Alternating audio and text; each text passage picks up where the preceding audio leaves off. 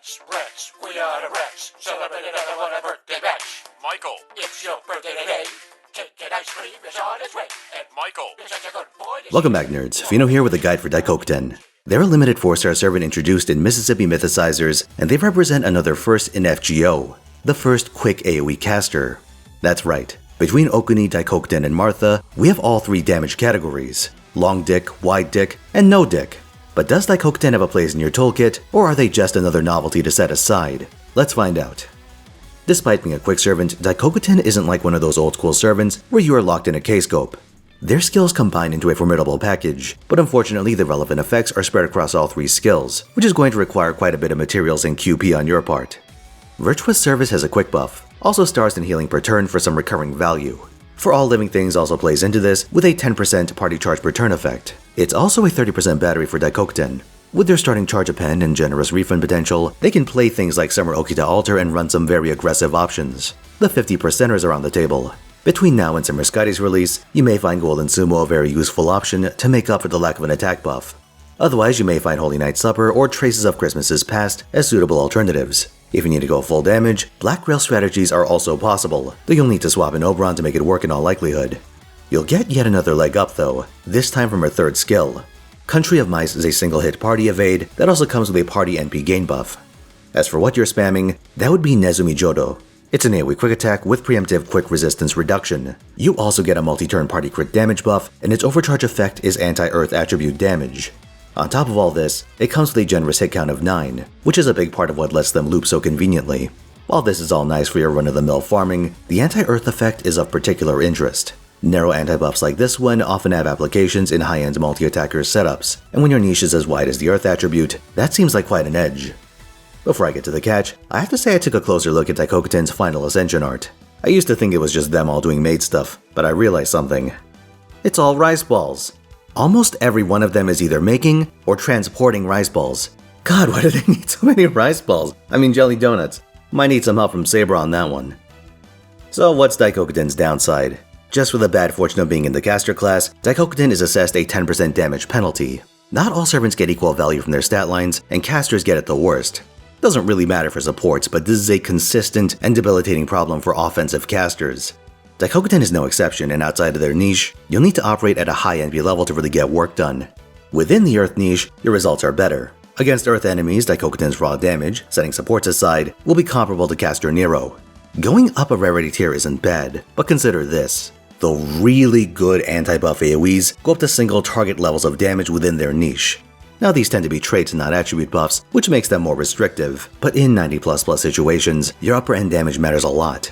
Even if they're not the main DPS, using Daikokuten against ultra high-end AoE waves can be harrowing.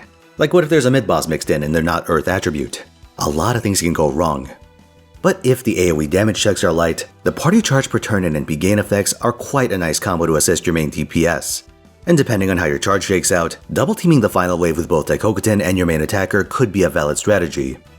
Against Earth assassins like Oki, Semiramis, Carmilla, Chiyome, Consort Yu, Kichihogen, Jack, or Shuten, maybe you could get away with it.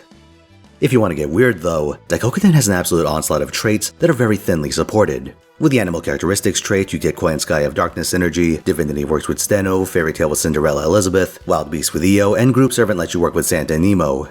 I covered that last one in the Trunk Sisters video, and one of the variants actually had Daikokuten in it, if you want to take a look. This time around though, I said fuck the traits. Let's take that party charge per turn and take that to the logical extreme. 10% per turn ain't bad, but what if you rounded up some allies with that same effect? Enter Archer Sei Shonagon and Thomas Edison. Edison actually just got the buff that lets him do this during Tesla Fest. Just don't tell Ryder that you're keeping him around. His particular effects extend for 5 turns instead of the usual 3, so you actually have some shot at a follow-up attack. Doubly so if you decide to run multiple copies of Prisma Cosmos, which, for the sake of simplicity, I won't be factoring into the math. For the initial 3 turns, you're generating 30% charge per servant every turn. That's quite a bit of value, and with the most basic carding, damage taken, or level 1 charge append, you'll have a full bar from 0 at the end of turn 3. Battery servants like Daikokuten and Sei can, of course, go sooner, but if you run starting charge craft essences, you can play even more aggressively. The 70%ers will let you go after turn 1, but these tend to be thin in offensive value. Instead, run 50% CEs like Traces, Sumo, Ocean Flyer for Edison, and have fully leveled charge appends on all 3. Then you get the best of both worlds. Another cool aspect of this setup is that both Sei and Edison have some overlap with Daikokuten's resource generation, letting you double up. Sei is healing per turn and Edison grants stars per turn. Not bad, right? For an unrelated oddity, I'll note that the Rat Pack has anti-earth damage on their Bond CE, though running this has the unfortunate effect of neutering them as a main attacker. Bond CE statlines, man, they're rough. Daikokuten is a bit of a strange servant. Their kit almost seems like an attempt to fix the original Scotty's weaknesses. Quick teams were known for their relative fragility. No healing and having charged in 50% bricks made access to Gate of Sky inconsistent. But on that front, I think it's too little too late. We know that Ruler Scotty is coming out, and we'll see quick setups double down on all-out offense once that happens. The reality is that offensive casters have a lot going against them, and for all their tricks, Daikokuten doesn't have nearly enough going for them to overcome that initial disadvantage. Outside of Earth enemies, you need a ton of investment to get mileage out of them, and it feels like you're jumping through so many hoops that it's just not worth it. If you happen to get them at a high NP level, maybe you could raise them up as an option in your pocket, but they're absolutely not worth going out of your way to get. So much for the Rat Pack. Thanks for watching, lads. Like if you found this video helpful, subscribe for more, and come to twitch.tv/Finotaisen where I stream every week, 3 p.m. Pacific time.